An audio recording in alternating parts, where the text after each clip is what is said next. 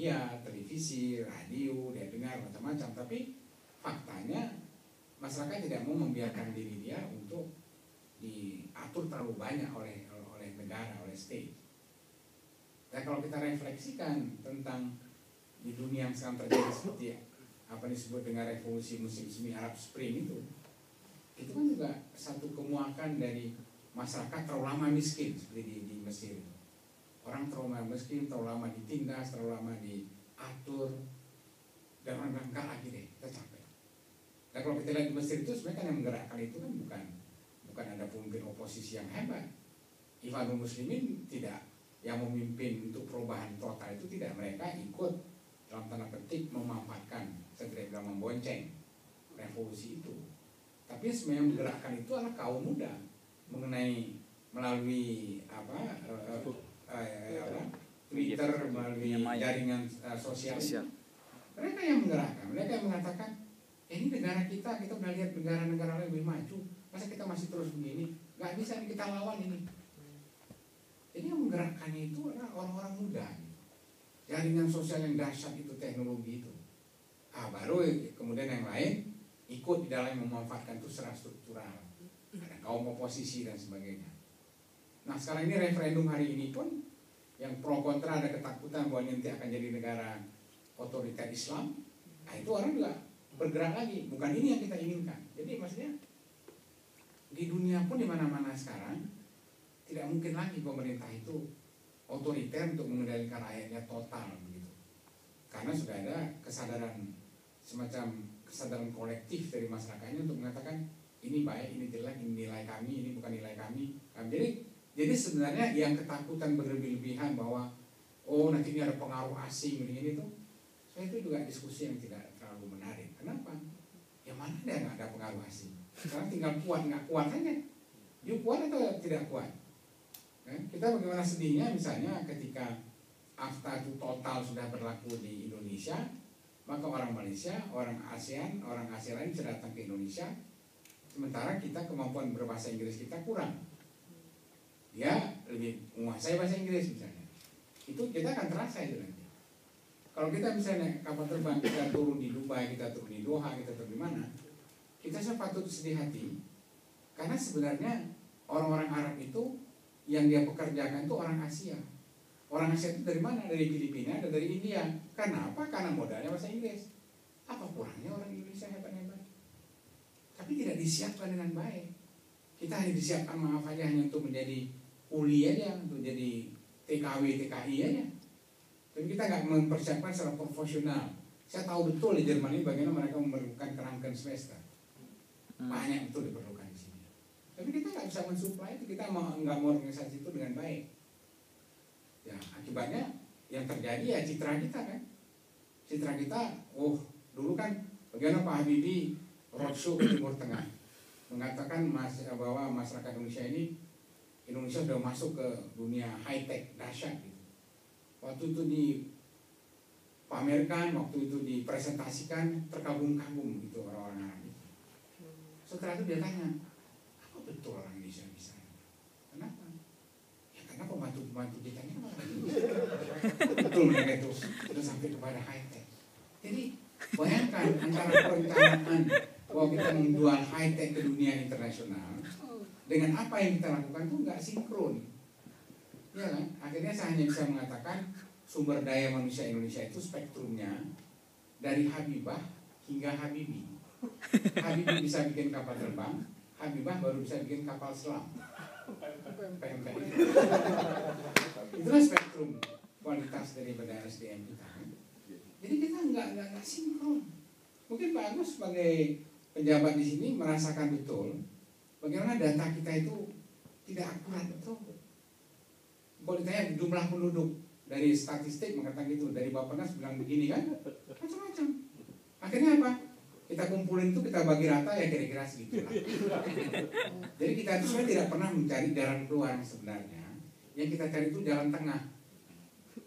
Jalan tengah, bukan ke sana oke, di sini oke, ya kan? Ya, di sana senang, di sini senang, ya kan? Ya sudah. Jadi nggak ada akurasi itu, nggak ada.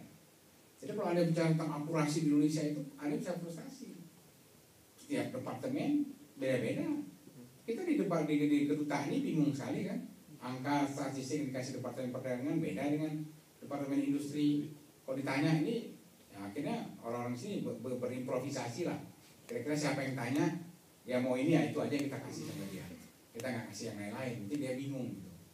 Tapi buat orang Indonesia hebatnya dia nggak bingung. Ini hebat orang Indonesia kita. Orang kita nggak bingung. Yang bingung orang kita suka bikin bingung orang lain. Kita nggak bingung. Kita paling ketawain dia. Bodoh dia. Kalau tipu juga dia. Jadi artinya ini saya bilang kenapa optimisnya ada gitu. Karena orang Indonesia itu dia sudah sampai di level sekarang bisa mentertawakan dirinya. Mas itu kan sudah hebat level itu. Dia nggak merasa tersinggung lagi kan? Enggak lah. Ya kan? Jadi dia bisa enjoy dengan itu. Makanya optimisme itu walaupun tadi kelihatannya agak meraut, tapi enggak juga. Jadi kalau kita udah masuk ke sana, kita masuk di bidang kita aja. Ya kan, misalnya kalau kita masuk di bidang partai politik, kita benahi partai politiknya. Sekarang kan contoh ini menarik misalnya dalam hubungan partai politik. Kita dulu ada keinginan untuk menyederhanakan partai politik. Tapi kan yang berminat untuk bikin partai politik kan juga banyak, banyak sekali. Nah sekarang ini DPR kita bikin undang-undang. Dia bikin undang-undang partai baru itu harus kalau mau bikin partai itu harus waktu dalam 6 bulan. Ketika 6 bulan itu kan bukan hanya kemampuan manajerial dia harus punya. Dia harus punya kemampuan akrobatik untuk bisa bikin partai dalam tempo 6 bulan. Maka salah satu yang juga ikut membuat partai itu Nasional Demokrat, Nasdem. Dia bikin itu partai. Jadi setelah itu jadi, termasuk beberapa penasref segala macam itu bikin partai baru. Kemudian anggota parlemen di sana itu pun berpikir ini bisa jadi kompetitor kita ini partai-partai baru. Kita bikin lagi satu undang-undang baru lagi. Bahwa mereka harus diverifikasi. Jadi untuk pemilu yang diverifikasi itu hanya partai baru. Tentu partai baru mengatakan ya nggak adil dong, masa kita yang diverifikasi. Ente kan juga dong. Kan kira-kira gitu. Tapi sudah ada jalan di Indonesia. Partai-partai baru ini protes melakukan judicial review ke Mahkamah Konstitusi. Mahkamah Konstitusi kemudian melakukan penilaian dan hasilnya adalah semua partai harus diverifikasi. Nah loh, yang nama partai tadi yang partai di Senayan yang tadi merasa dia udah lolos lolos KPU bisa langsung melenggang ke pemilu, dia diverifikasi. Setengah mati dia susah. Ada yang nggak bisa mulai kuota 30% wanita perempuan harus kumpulin kartu anggota kan kita lihat semua. Jadi yang tadi dia dalam tanda petik sepertinya mau ngerjain partai baru, sekarang dia dikerjain oleh sistem itu, dia harus benar, kalau enggak dia bisa nggak lolos. Jadi akhirnya sibuk ngurus dia punya urusan sendiri. Jadi partai-partai besar itu malah yang tidak terbayangkan tadi itu, termasuk Golkar, termasuk PKS segala macam, itu juga nggak mudah lolos memenuhi verifikasi administrasi yang diminta oleh KPU. Nah sebenarnya kalau itu dijalankan lagi ketat, lebih repot lagi, banyak yang rontok. Karena kalau menurut undang-undang harus dikatakan verifikasi faktual lagi nanti itu harus diverifikasi sampai tingkat kecamatan. Tapi ya mungkin yang namanya juga politik. Kalau sampai kecamatan banyak yang rontok, kalau itu sampai ke tingkat kabupaten, ya kan? Jadi partai-partai yang sudah mapan itu pun nggak punya lagi dia di tingkat kecamatan. Nah jadi kalau misalnya Anda mau pakai hitam putih gitu, sakit hati bisa. Tapi ya namanya negeri kita itu kan negeri yang segala mungkin saling mensiasati. Ya sudah, partai yang baru pun bilang ya pokoknya asal kita lolos, ya kita juga nggak mau gugat-gugat lagi lah. Sementara yang partai besar bilang yang penting kita lolos, yang penting dia juga lolos nggak apa-apa lah, yang penting kita jangan dipersoalkan. Jadi akhirnya kita damai di dunia.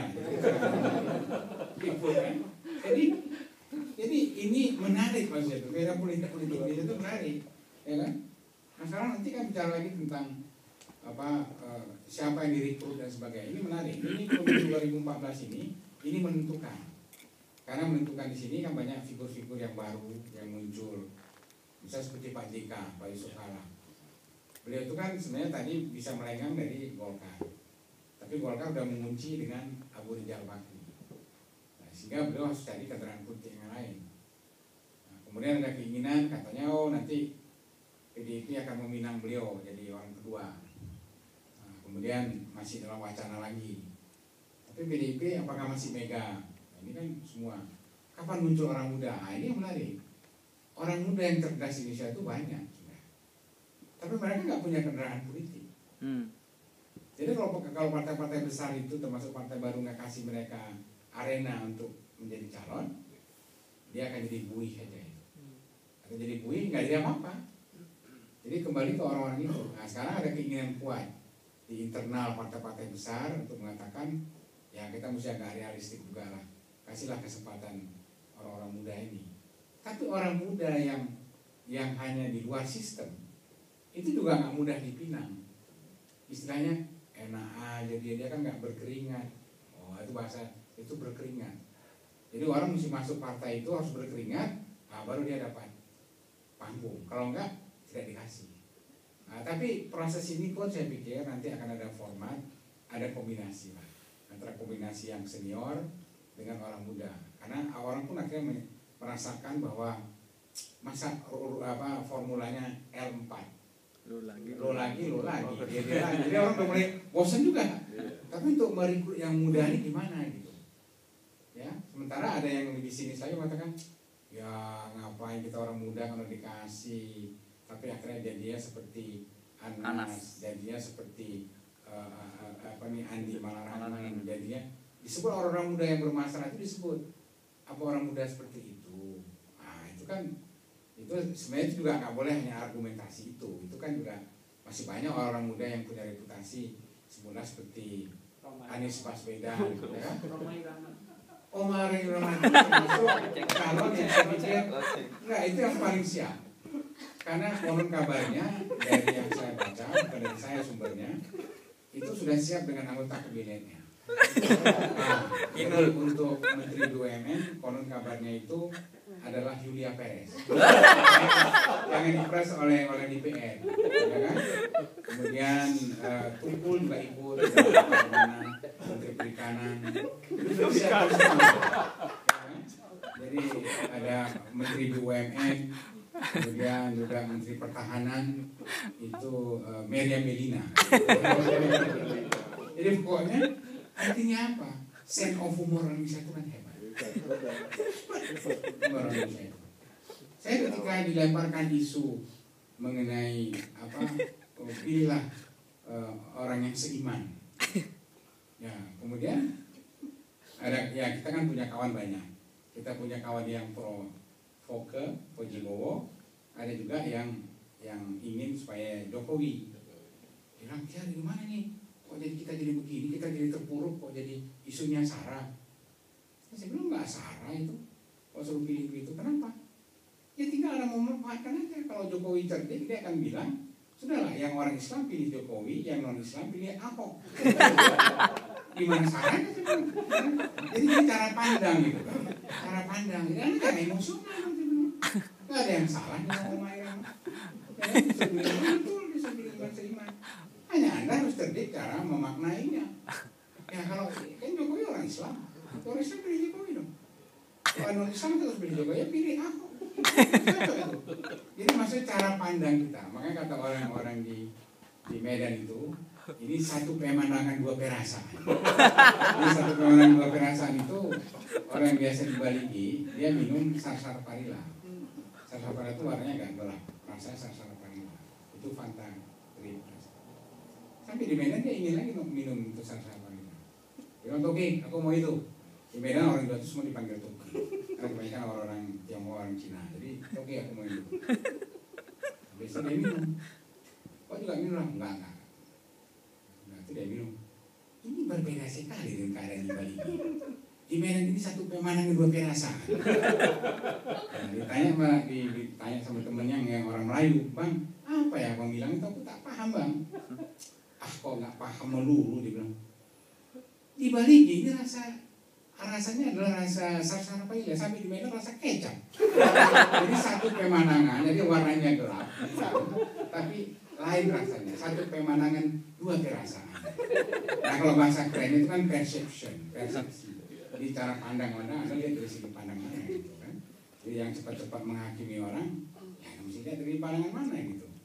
Nah jadi saya melihat bahwa sense of humor Indonesia itu tinggi.